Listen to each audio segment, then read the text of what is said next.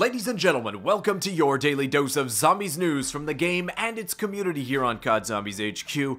There's a lot of stuff to talk about, stuff that I really didn't expect, and I'm really excited to share with you today. So without further ado, let's kick things right off with our first story of the day. Now, since the game's release, it was leaked that the 4 likely perks that would be coming to Cold War Zombies would of course be Tombstone and Mule Kick, of which those 2 have already released and come true, and the last 2 of course being PhD Flopper and Double Tap Root Beer. Now, we expected either PhD or perhaps Double Tap to be released within Season 5 beginning next week, or perhaps releasing with the next round-based zombies map to be released at the start of Season 6. But it seems like Treyarch has actually thrown us for a little bit of a swerve here, because as of a recent update into Cold War Zombies, leakers have shown that there will be a new perk coming into Cold War with Season 5, but it won't be PhD Flopper and it won't be Double Tap. The name of this perk is called Death Perception. And when I say that, half of you are going, well, what's that? And the other half are going, wait, what? Why? That's because Death Perception is one of those kind of wacky perks from Black Ops 4 Zombies that not a lot of people remember or utilize that much, where the base version of the perk kind of allows you like infrared vision, where you're able to see zombies through walls some of the time. I guess it's to prevent if you're like running around a map and you have 1 hit left before you go down and there's a zombie around the corner. Death Perception will allow you to see that zombie around the corner before you get there, allowing you to either avoid it or pre-firing it and avoid going down.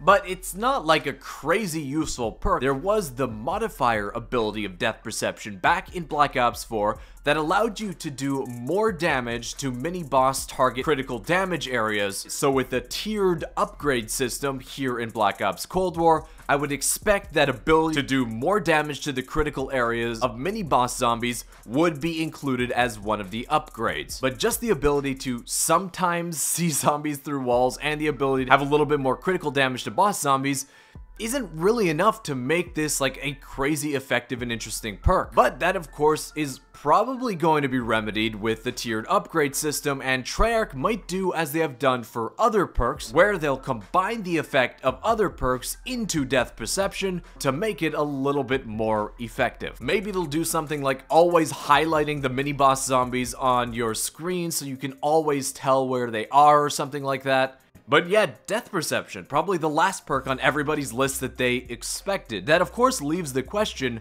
then what about PhD Flopper and Double Tap? Well, I'd say it's probably still likely that they'll be added into the game at some point, either within the DLC 4 Zombies map, or perhaps they could even be added in Year 2 of Cold War Zombies, which we covered yesterday, which some leakers are claiming will feature 6 more seasons throughout the end of here in 2021 and then throughout 2022. So 6 more seasons of content. Perhaps then they'll release PhD and or Double Tap.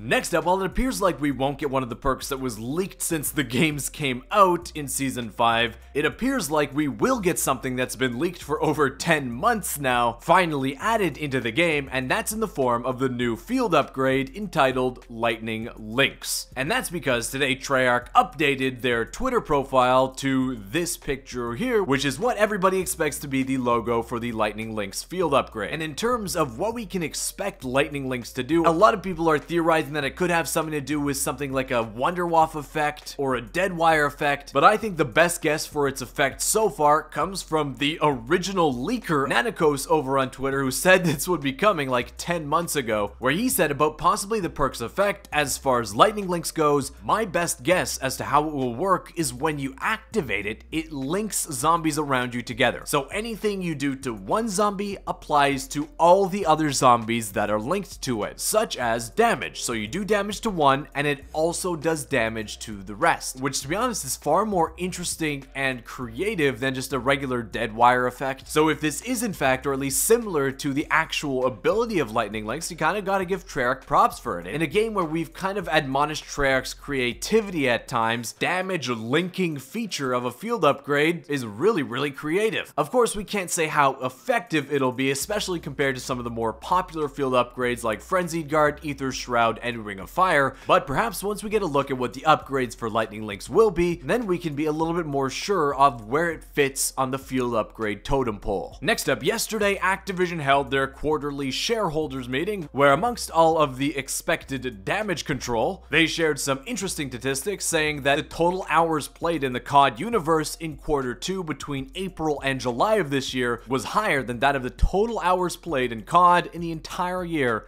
of 2019. Also saying about the looming competition of the next Battlefield game and Halo Infinite, that they believe that competition is good for the industry, and as it kind of relates to yesterday's video possibly talking about a year 2 of Cold War DLC content, they believe that the breadth of content in quarter 4 of this year makes them confident in their position over the competition. But there was one big thing within this meeting that had me kind of concerned, and it may very well have to do with the future of the zombies mode. If you guys remember, a few months ago, Tom Henderson, I feel like I've been talking about his leaks a lot lately, where he said that there is a separate Call of Duty Zombies project in early development that is currently not connected to any title. Which, what everybody else assumed, what he's saying here is that a zombies standalone game is in development over at one of the studios connected with Call of Duty. Which is great, right? It's what we've always been asking for from Treyarch and Activision and whoever, is we'd love to see zombies as its own dedicated game. Which kind of leaves me a little bit concerned at a certain announcement yesterday, because yesterday a new Call of Duty game was announced, where Activision said during that shareholders meeting that a new unannounced Call of Duty title is in development for mobile. Activision now has an internal mobile studio, adding a mobile team to both Beenox and Activision Shanghai. So a few months ago, Tom leaked that a standalone zombies game is in development, and now, a few months later, Activision is saying that a standalone Call of Duty game is in development, but it's being developed for mobile. Is this going to be the standalone zombies game that Tom leaked?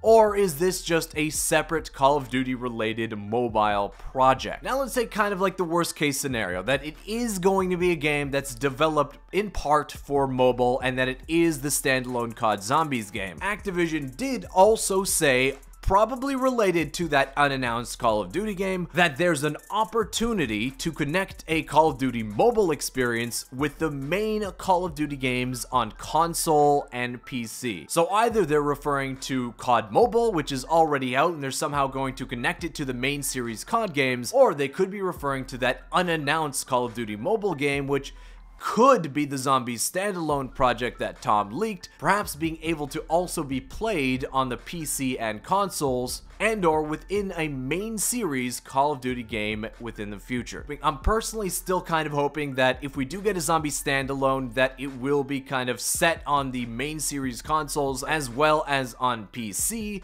If it does turn out to be that it's going to be a totally cross-platform game, being able to be played on mobile, on PCs, and on consoles, well, that's kind of a little bit worse. There's going to be a lot of drawbacks associated with that, right? We're going to have a lot worse graphics probably, but at least we can still play it on PCs and on consoles. The worst, obviously the worst option, is if it's going to be a zombie standalone game and it's exclusive to mobile devices. That would just straight up suck. While I wouldn't expect whatever this new COD game is to release anytime soon, I would expect that maybe within the next 6 months, we'll start to get a better idea either from Activision themselves or through leakers such as Tom Henderson about what exactly this standalone COD project is, and if it turns out will be the standalone zombies mode that we kind of are fearing. So next up, Treyarch did announce that for this weekend, including Friday, they are activating double XP as well as double Battle Pass XPs. So if you still haven't gotten that one item in the Battle Pass or any of the 2 new weapons that were added, this is probably your last best chance to do it without having to do some kind of in-game challenge to actually unlock them. Next up, in a recent update, Treyarch added a new melee weapon into the game. It's the Mace, and you can unlock it via a challenge in zombies,